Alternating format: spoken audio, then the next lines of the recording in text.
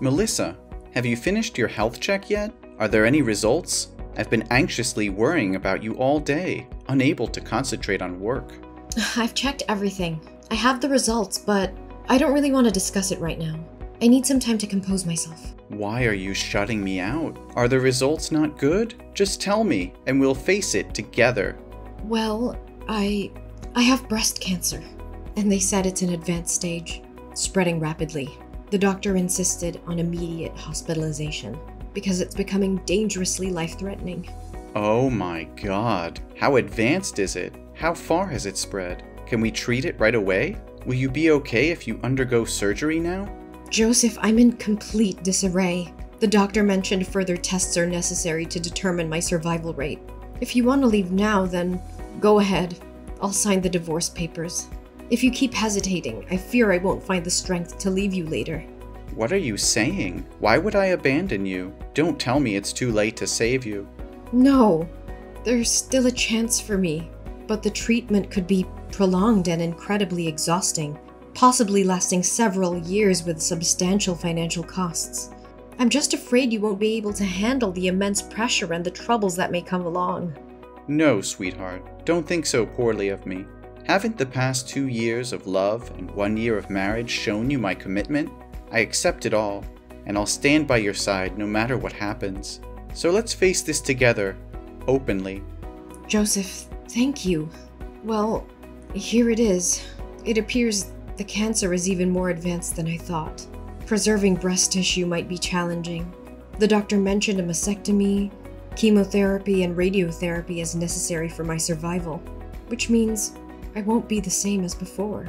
Honey, I'm not an expert, so I'll scour the internet for more information. Maybe the way I phrase it isn't accurate, but does that mean they'll remove your breast tissue? Yes, exactly as you said. Well, if I'm fortunate, they won't have to remove all of it, just a portion. I can't even begin to imagine it. What's going to happen? Will your breasts just change? It's hard to say for sure, but it's likely that their shape will be affected. They might become asymmetrical or even lose their natural appearance. I'm sorry if it turns out that way. No, I should be the one apologizing. It's my negligence that has led to this critical situation. I should have taken you to the doctor when you first mentioned breast discomfort 2 months ago, but I've been too consumed by work to be there for you. It's all my fault, Melissa. I'm deeply sorry for failing you. No, please don't blame yourself. This isn't your fault. Are you concerned about how this change will affect your attraction to me? I understand if you find it difficult to accept. Don't say that. I didn't marry you for your physical appearance, Melissa. I don't care how your breasts look. My love for you is far deeper than that. But there's something else, Joseph. The doctor advised against getting pregnant during the treatment because it could harm the baby due to the medications involved. This means our dreams of having a child might have to be postponed indefinitely. Can you handle that? If you feel it's too much to bear, I'm willing to leave so you can find a partner who can give you everything. If I wanted someone perfect, I wouldn't have chosen you. You're the most important person in my life, and I don't care if we can have biological children or not. All that matters to me is that we face this together as a team.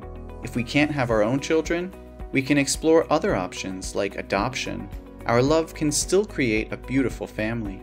Joseph, your unwavering love gives me strength. Thank you for being by my side. Now I can face the upcoming surgery with newfound courage. And knowing you're not alone makes me feel stronger too. I thank God every day for bringing you into my life. I'm grateful to have you as my husband, Joseph. I love you more than words can express, my dear. Now, take some rest and get ready for our date tonight. I'll take you to our favorite restaurant, where we can cherish each moment together. Yes, Joseph. I look forward to it.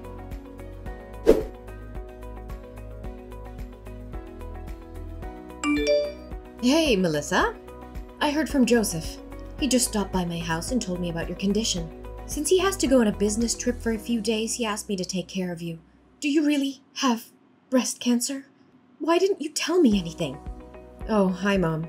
Lately, I've been feeling tired and busy with all the medical appointments and preparations for my surgery, so I haven't had a chance to inform anyone.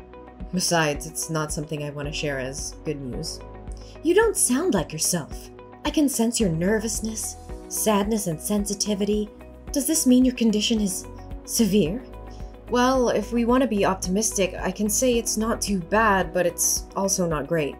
Surgery always carries risks, and the thought of scalpels in my breasts naturally makes me nervous. They're an important part of my identity as a woman. Really? Sometimes I forget that you're a woman too. You don't behave like a lady, or a good daughter-in-law, especially when you make my son do household chores that should be your responsibility. Mom, what are you talking about? Which chores are specifically assigned to me? In our household, we share the housework equally. Oh, really? But every time I visit your house, I always see my son doing all the household chores. Whenever I come over, it's Joseph who's cooking while you're sitting and relaxing. Or he's folding clothes while you're fast asleep on the bed. You don't fulfill your duties as a wife or a woman in this family. I think if you have surgery to remove your breast, you might as well become a real man. Mom, did you forget that you said you didn't want to eat my cooking anymore? That day I came home from work and rushed to the kitchen to cook dinner. But after you tasted one spoonful, you said the soup was too bland and looked like vomit. To please you, I added salt. But then you said it was as salty as seawater and I ruined the soup.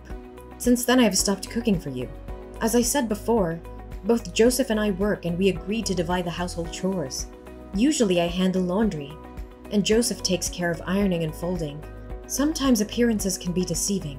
Those tasks are typically meant for women, but I can't force my husband to do them. My son is exhausted from work, and you still make him do more? Mom, it's because you constantly scrutinize and criticize everything that he and I had to move out and live separately. I'm exhausted and I don't want to continue arguing with you. If you don't have anything else to say, I'll talk to you later. Oh, don't be mad at me. It was just a joke.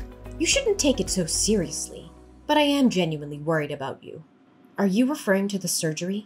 The doctor has assessed my condition, and the success rate is quite high, so there won't be any major risks to my health. I'll be fine. However, after the surgery, I'll still need to take antibiotics and have regular injections, just to minimize the risk of cancer reoccurring. No, it's not about the surgery. I'm worried about your marriage with my son. You don't have to worry about us, Natalie. Our relationship is still strong, and Joseph loves me unconditionally. There's no reason for your concern. That's what I've always feared. My foolish child. Always thinking of others before himself. Shouldn't he be looking for someone else? Someone without all these complications? Mom, I don't appreciate any of these jokes at all. Joseph has made it clear that my appearance or any physical changes won't affect his love for me. Oh, come on.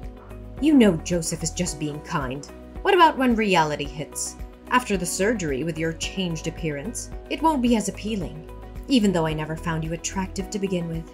And Joseph, attending corporate parties, needing a beautiful companion, will he still be satisfied with you then? I can dress in a way that hides any changes, and I can wear supportive undergarments. It's not something that will be obvious to others. Only you and Joseph know about it. Aren't you afraid he'll get tired of you and eventually seek someone else?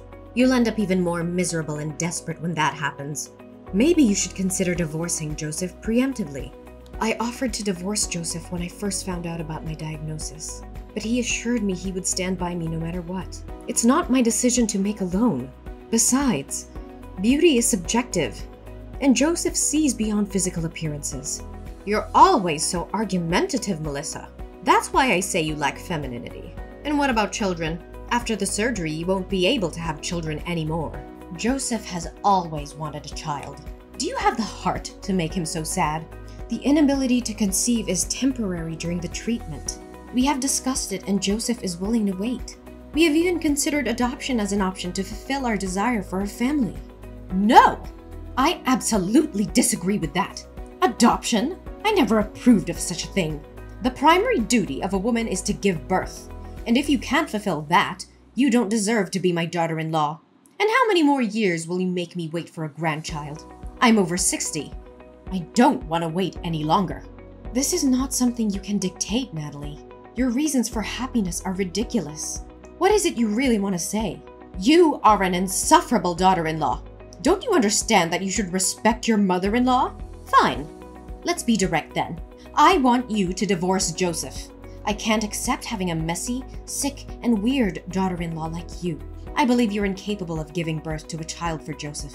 And even if you did, I question the child's health. What if they also face the same challenges? Or if they are teased for not having a normal mother? It's selfish of you to only think of yourself. You do realize that breast cancer isn't contagious, right? Besides, I don't want to divorce Joseph. I love him very much. And it seems like Joseph disagrees with your idea as well, doesn't he? If Joseph had agreed, you wouldn't have gone to such great lengths to convince me of anything. I have already introduced Joseph to a friend's daughter. I really like that girl and want her to be my daughter-in-law. But I don't understand what it is about you that Joseph loves so much. So if you want a divorce, go ahead. I won't give you a hard time. No, absolutely not. I think that settles it, doesn't it? Now, I have to go for my hospital visit, so I won't be able to argue with you any longer. Besides, maybe I don't need your care as Joseph asked. I believe I'll be better off without your help. Goodbye.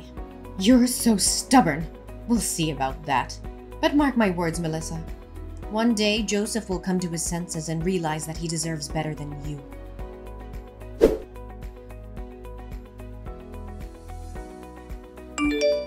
Melissa, I've thought long and hard about this, and I can't continue pretending that everything is fine. The very idea of you going through breast surgery disgusts me to the core. I've tried to sympathize with your situation, but I've found comfort in the arms of another woman. She possesses a beauty and allure that surpasses anything you could ever offer. She is fertile and capable of fulfilling my desire for children. I can no longer bear the weight of your burdens. Divorce is the only path for us now, and I insist that you disappear from my life, taking your illness with you. I am devoid of any care or compassion, and I won't spend a single penny on your behalf. Don't text me back. I don't want to talk with you anymore. Leave my house before I return, for you have never been deserving of my love.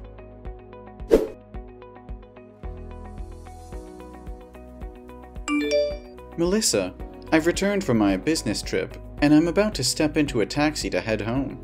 Shall we go out to eat together tonight before your hospital visit tomorrow? I miss you so much. How dare you speak to me as if nothing happened? You think a simple date can erase the hurtful and cruel words you uttered? Do you have any idea how utterly devastated and crushed I felt after reading those messages?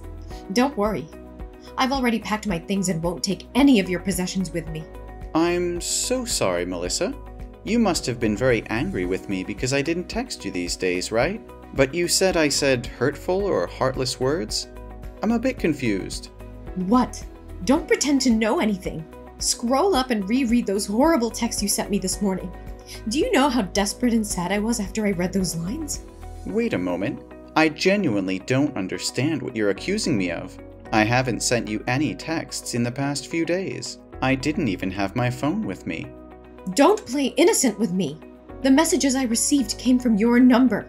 Are you suggesting someone else used your phone to send those heartless messages? I'm telling you the truth, Melissa. I haven't touched my phone until just now. I had to visit my mother's house briefly before heading to the airport, and I accidentally left my phone there. That's why I couldn't contact you. I only just retrieved it a short while ago. So you expect me to believe that you didn't send those vile messages? Yes, Melissa. I swear on everything that I hold dear. You are my world, and I would never stoop so low as to hurt you in any way, even intentionally. How can I be certain that you're telling the truth? Can I truly trust you after this betrayal? I understand your skepticism, but I assure you I'm being honest. In fact, I had a crucial meeting with a client this morning. If you need proof, you can verify it with my colleague. I even rushed through my work to be home with you earlier. I haven't had a moment's rest since. All right, Joseph. I believe you. I'm sorry for jumping to conclusions earlier. No, I understand why you thought that way. It's understandable since it came from my phone number. But who would do such a thing to make you misunderstand me? Is it possible that someone hacked into my phone just to play this cruel joke on you, knowing about your battle with breast cancer? Hold on a moment. I think I may have an idea who could be behind this. When I initially read the messages, I was overwhelmed with sadness and disappointment, and I didn't take the time to analyze the situation carefully. However, upon rereading them, I noticed some suspicious clues. What? Do you have a suspect in mind? Please tell me. It's all speculative at this point, and nothing is certain. But maybe the truth won't be easy for you. I don't get it. What do you mean? We'll discuss this in more detail once you're home.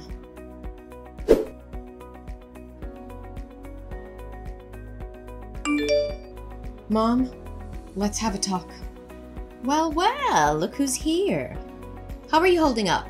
Did the surgery make you even more pathetic? I bet Joseph can't stand the sight of you anymore. It's only a matter of time before he divorces you. No, that's not happening. So spare your concern. Instead of focusing on me, maybe you should take a good hard look at yourself. What are you implying? What's your problem? Oh, don't act innocent. You're the one behind those vile messages from Joseph's phone, aren't you? Oh, those messages. The ones telling you the harsh truth that you'll be nothing but a burden to Joseph after the surgery? Well, whoever sent them, I can't say they're entirely wrong. You've become a liability. And you're deluding yourself if you think otherwise. Joseph has been sacrificing his time and energy, taking care of you day and night at the hospital. Have you ever stopped to think about that? But why should I take the blame for those messages? I understand what you're trying to say, and I'm grateful for everything Joseph has done for me. It's rare to find someone who actually upholds their wedding vows. But let's get back to the point. Did you know that there are advanced software and applications that protect phone data from unauthorized access? What does that have to do with anything? Why are we talking about this now? It has everything to do with this. Joseph left his phone at your house, didn't he? Because of the confidential company information on his phone and the previous security breach, he installed a special security application linked to my phone. So what? I still fail to see your point. Well, this application utilizes facial recognition every time the phone is unlocked. And guess what? The person who sent those messages entered the wrong password repeatedly until they finally entered my wedding date correctly. As a result, the application captured a photo of that person. And you know what's even more interesting? It looks a lot like you, Mom. That means nothing. It's not proof that I sent those messages. I was simply looking for something on Joseph's phone. What's your problem with that? You're right. It's not proof if you were innocent. But here's the kicker. The timing of those messages coincides with the time you were trying to access my husband's phone, Natalie. And there's another thing you probably didn't notice because it's become a habit of yours. Using the sign to end a sentence, while Joseph never does. You call that evidence? It's utterly ridiculous. Yes, it may not be definitive proof of your guilt, but it's substantial enough for me to take legal action against you for impersonation and the defamation of my career. I've already reported the incident to the police. If you're innocent, there's no need to be afraid. If the real culprit is you, I will offer you a sincere apology. What? Why would you involve the police in such a trivial matter? You're blowing this way out of proportion. It may seem trivial to you, but it's a serious violation of my privacy and emotional well-being. I won't allow someone to harass me and spread malicious lies without consequences. This isn't just about the messages. It's about the betrayal and the intent behind them. I won't tolerate such behavior from anyone. Not even family. I can't believe you would go to such lengths over a misunderstanding. You're being unreasonable and exaggerating the situation. We're a family, Melissa. We should be able to resolve our issues without involving the police. Are you suggesting we handle this matter within the family? Do you admit that the culprit is someone within our own home? Is it Jason? Should I confront my father-in-law about this when he visits me at the hospital? What? Is Jason there? No, you can't tell him. I'm sorry, but it's too late for that. I've already exposed your actions. I told them everything. And you know what? Jason is disgusted by your cruelty and heartlessness. He wants a divorce, Natalie. He no longer wants anything to do with you. And Joseph decided to cut ties with you too. We're no longer a family. Melissa, please, I beg you to help me. I can't bear the thought of losing Joseph and Jason. They're my world, my everything. I'll do whatever it takes to make things right. I'll grovel. I'll beg. I'll do whatever they want. Just please convince them to forgive me. I can't live without them. Natalie, your actions have caused immense pain and shattered the trust that Joseph and Jason had in you. Rebuilding that trust will not be easy, if it is even possible. You must understand the gravity of what you've done. It'll take more than empty promises and desperate pleas to mend the bonds that have been broken. I will do whatever it takes, Melissa. I'll prove to them that I've changed. that I'm no longer the person who inflicted such pain upon you. Please, I'm begging you, give me this opportunity to make things right. I can't bear the thought of losing my family forever." It's ironic, isn't it? You don't want to lose your own family, yet you are willing to destroy mine. Begging me in vain won't change the fact that you have to face the consequences of your actions. So instead of staying there, begging for forgiveness, I suggest you prepare yourself for the legal proceedings ahead. You'll have to answer for both insulting me and seeking a divorce from Jason.